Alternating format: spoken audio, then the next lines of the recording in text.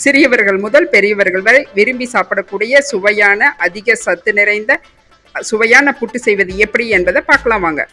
இந்த புட்டு செய்யறதுக்கு நான் 3 மாவு எடுத்திருக்கிறேன். அது பச்சரிசி மாவு, கோதுமை மாவு, ராகி மாவு 3. அதுக்கு ஒரு மெஷரிங் கப் எடுத்திருக்கிறேன். இந்த மெஷரிங் கப்பில் நான் பச்சரிசி மாவு வந்து ஒரு 3/4 கப்பு எடுத்திருக்கேன். அது கொஞ்சம் அதிகமாகவே தேவைப்படும், எடுத்துக்கங்க. ஒரு கப்பாகவே எடுத்துக்கலாம். இது பச்சரிசி மாவு. நீங்கள் எந்த மெஷரிங் கப்பில் எடுக்கிறீங்க அதே அளவில் எல்லா மாவையும் எடுத்துக்கலாம். இதை ஒரு பவுலில் தனியாக வச்சுக்கலாம். அதே மெஷரிங் கப் எடுத்து கோதுமை மாவு இதில் 1 கப் எடுத்தோன்னா அதில் 1/2 கப் போதும். 1/2 கப் கோதுமை மாவு. பச்சரிசி மாவு மேலையும் கீழையும் ஃபுல் பண்ணுவோம். சென்டரில் வந்து கோதுமை மாவு, ராகி மாவு, தேங்காய் துருவல் இதெல்லாம் கலந்துக்கலாம். இது கோதுமை மாவு எடுத்தாச்சு. 3வது கப்பில் ராகி மாவு எடுத்துக்கலாம்.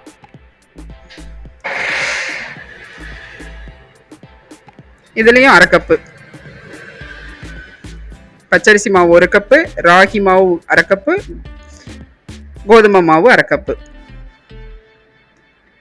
இதெல்லாம் எடுத்துக்கலாம். இது ஃபில்லிங்க்கு தேங்காய் 2 உடைச்சி அதையும் திருவிக்கலாம்.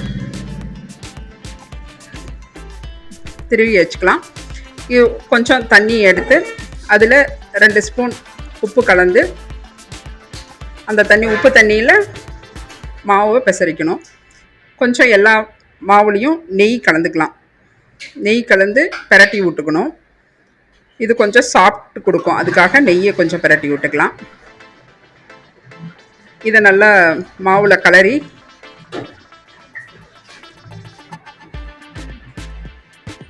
நல்லா நெய் போட்டு எல்லா மாவையும் தனித்தனியாக கலரி எடுத்துக்கலாம்.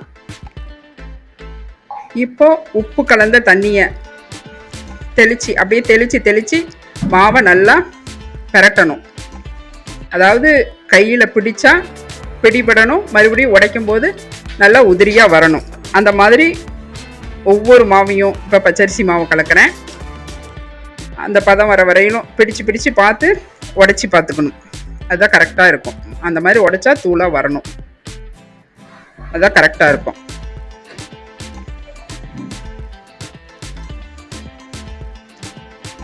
அந்த பதம் வர வரையிலும் கொஞ்சம் கொஞ்சமாக தண்ணி தெளித்து, உப்பு தண்ணி தெளித்து அப்படியே பிடிச்சிக்கணும். ஓகே, பச்சரிசி மாவு கரெக்டாகிடுச்சு. இப்போ கோதுமை மாவு பிரட்டிக்கலாம். தண்ணி அதிகம் விட்டுறக்கூடாது, ரொம்ப இதாக தண்ணி பட்டால் கெட்டியாயிடும், உதிரணும். பிடிச்சு பார்த்தா உதிரணும் மறுபடியும். இப்போ ராகி மாவை இதே மாதிரி பண்ணிக்கலாம்.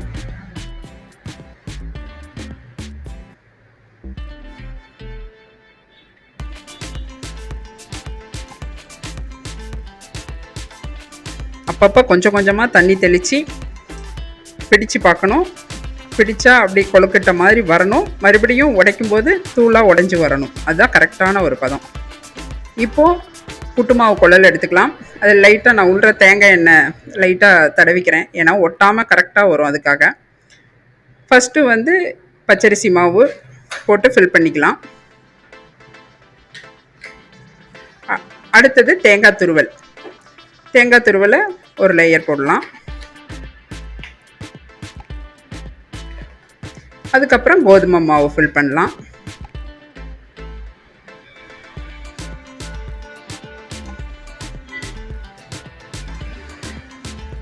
இது எல்லாமே கோதுமை மாவு, பச்சரிசி மாவு, ராகி மாவு, எல்லா தேங்காய் துருவல், இது எல்லாம் அதிகமான சத்து நிறைஞ்சது. அதே மாதிரி கோதுமை மாவு முடிஞ்சோடனே தேங்காய் துருவல் போட்டு ராகி மாவை ஃபில் பண்ணிக்கலாம். ராகி மாவும் ஒரு லேயர் அப்படியே ஃபில் பண்ணிவிட்டு அதுக்கப்புறம் தேங்காய் துருவல் ஒரு லேயர். குழல் நிறைஞ்சிரும். அதுக்குள்ளே கடைசியாக வந்து பச்சரிசி மாவை ஃபில் பண்ணி முடிச்சிடலாம். எல்லா மாவும் தேங்காய் துருவலும் ஃபில் பண்ணி எடுத்துட்டோம். இப்போ இதை மூடி போட்டு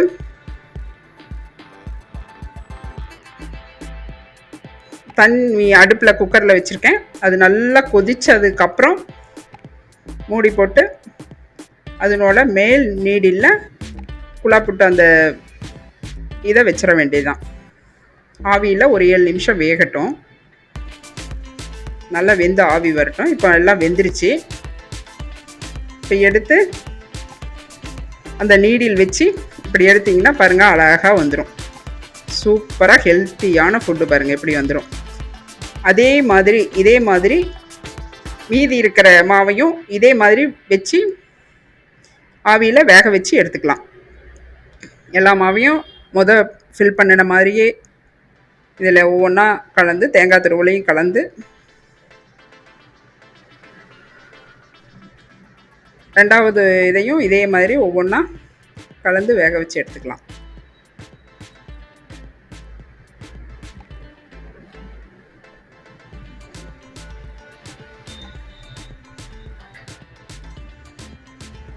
முதல் குழல் எப்படி ஃபில் பண்ணமோ அதே மாதிரியே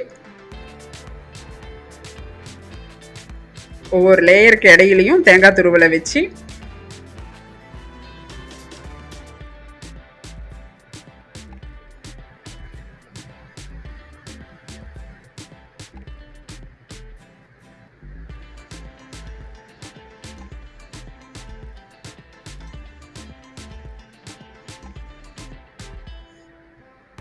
ஃபில் பண்ணி அதே மாதிரி வேக வச்சு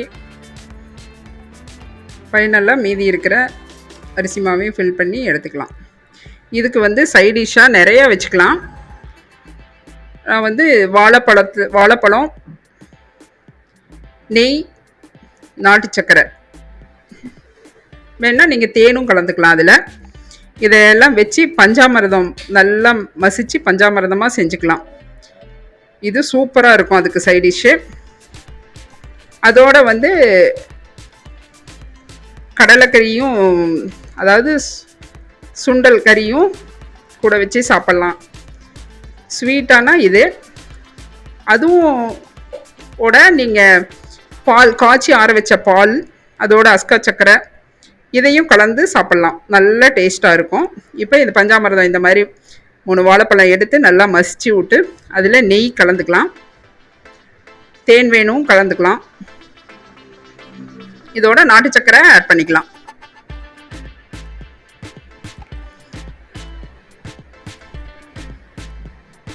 போட்டு நல்லா மசிச்சு எடுத்துடலாம்.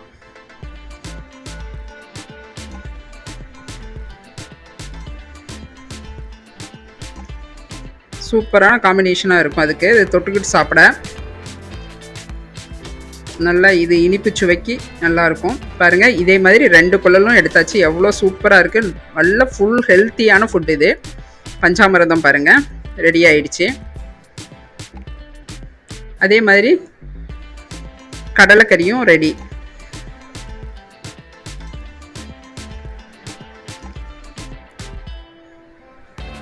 இப்போது பாருங்கள், இதுக்கு சைடிஷ்ஷு குழா புட்டு, அதோட கடலைக்கறி, பஞ்சாமிர்தம், காய்ச்சி ஆற வச்ச பால்,